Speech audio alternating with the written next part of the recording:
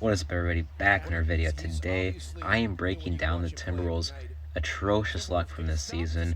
We're covering COVID, suspensions, and especially injuries because we got a lot of those in this video. But hey, if you guys want to leave a like on this video, that would be greatly appreciated. It always helps out the videos. And let's dive right in. The Timberwolves were looking like a pretty promising team after a 2-0 start after beating the Pistons and Jazz. Obviously, that's only 2 games, and the Timberwolves in the previous season, where they ended up finishing third last in the NBA, started off 3-0. But this just kind of seemed like a different type of year.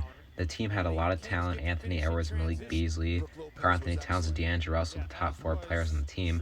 It just seemed like this team could definitely make the play-in, but nope. They had a lot of unfortunately happen. The first big thing I want to talk about is during the Jazz game, late fourth quarter, Karl-Anthony Towns falls to the ground and hurts his wrist. Towns was expected to miss about 4 to 6 weeks from the start. That is an extreme amount of time from his left wrist injury, but he ended up only missing 6 games, in which we lost all of those games that he missed.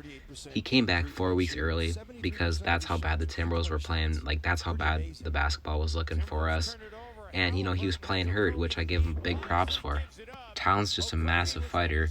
Later, the next game against the Lakers, Okogie, our best defender at the time, had a hip injury that took him out for about 6 games.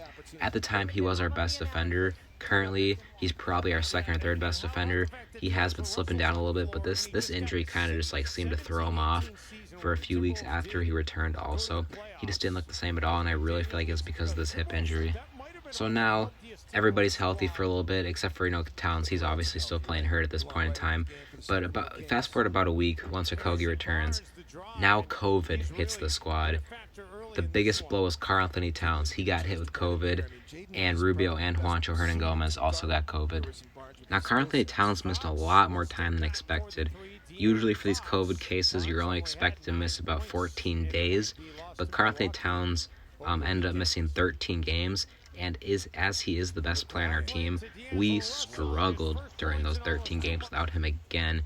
Even if we had a hurt Karl-Anthony Towns, we would have won probably 3 times the amount of games that we did without him. I think we only won a handful of games without him in that 13-game span, which was really horrendous. Maybe only 3 or 4, but we were such a bad basketball team without him. Let's talk about Jarrett Culver quick. Right now, not the most important player on the team, obviously. He's one of those players who's kind of nearing the spot where he's going to get pushed out of the rotation. But at the beginning of the season, he was a somewhat valuable piece. He was a really solid defender who was showing flashes offensively. Culver, combined with all of his injuries this season, he's missed about 35 games. That really ruined his season, in my opinion. Right now, he's just being completely affected by it.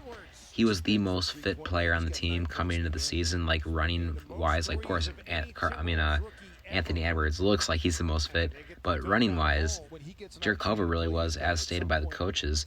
So, he was a big loss athletically and defensively.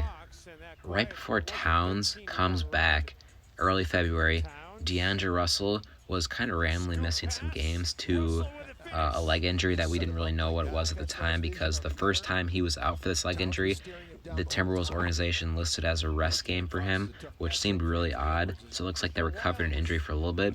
He ended up missing 3 games, came back, and re-injured that leg again. We found out D'Lo had loose bodies in his right knee. I believe it was his right knee at least. He had to get surgery, and then he was expected to miss 4 to 6 weeks.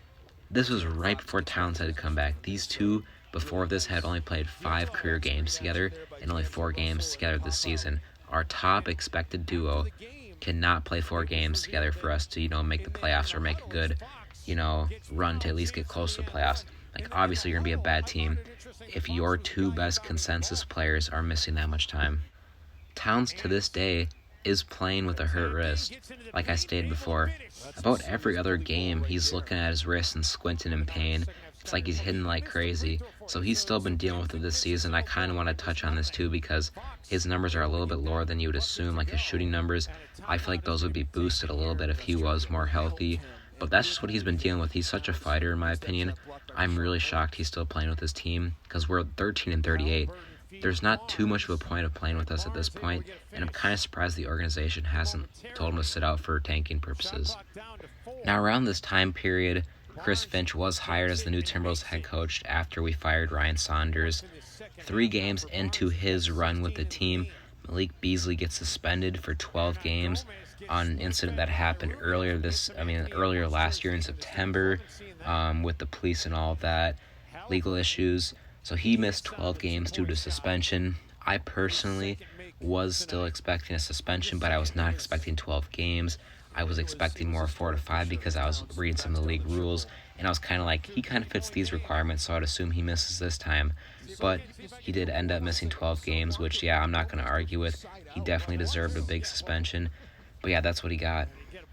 And now we have some smaller events in this next few, month or so of this time frame. McDaniels, he had a false positive before a Cavaliers game that we actually won. That was really interesting because we thought he tested positive for COVID. And for that basketball game, I think we only had like 8 or 9 available players ready. But that was really interesting. Jordan McLaughlin, the Timberwolves' third-string point guard, who has been playing 20 minutes per game this season, tested positive and missed a month of basketball. He tested positive before the All-Star break and missed, a week or two after that also. But here is another big one. Malik Beasley. He missed a game against the Sixers. It was kind of unexpected because the game before against the Grizzlies, he didn't really seem to have a moment where he was injured or anything. So it came, especially to me, it came as a surprise that he was going to be out for this next game with a hamstring tightness. At the time, I was only expecting him to miss about 2 to 3 games, but hey, I was very wrong about that. Just yesterday, Monday, April 5th, we got the news that D'Angelo Russell would be returning to the Minnesota Timberwolves. We were all extremely happy because we haven't seen this dude play basketball at the Timberwolves in almost, 2 months. And then we, like me especially, I was assuming, maybe on this next Wednesday, which is actually tomorrow when I'm recording the video, April 7th, where we might even see a fully healthy squad of D'Angelo Russell, Karl-Anthony Towns, Malik Beasley, and Anthony Edwards. We were all extremely excited for that. But about an hour after the D'Lo announcement that he was going to be playing, we found out that Malik Beasley, our most improved player candidate, who's scoring 20 points per game on the season and has been our best shooter, is now going to miss 4 to 6 weeks. So that was really upsetting to see. It's a semi-likely season-ending injury. We'll see how it goes. If he goes the full 6 weeks, it will be a season-ending injury. Maybe if he, cuts a little short and all of a sudden goes 3 weeks, he'll be coming back for a little bit at the end of the season, maybe 2 more weeks or maybe 2 or 3 more weeks of gameplay at that point. But yeah, it's just been a whole season of, unfortunately, for the Minnesota Timberwolves. I'm sorry if I missed any of these, bad instances. I know Naz Reid had a back injury that forced him to miss a few games. But I tried not to mention the extremely small ones. I did mention a McDaniels absence is only 1 game just because, a false positive. That's pretty bad luck in my opinion. You get tested as a false positive and forces you to miss a game, even though he didn't have COVID. So I just thought I'd include that. So really the only question for next season, in my opinion, is if this Timberwolves team can stay healthy, because really over the last 2 years, that's been the problem. Last year, Towns, he missed a lot of time. This year, he's missed some time. D'Lo missed some time. Malik Beasley missed some time. Just about every player on the roster has missed some time on this team. So that's the question coming in next year. Personally, I don't really have too much an opinion on it yet.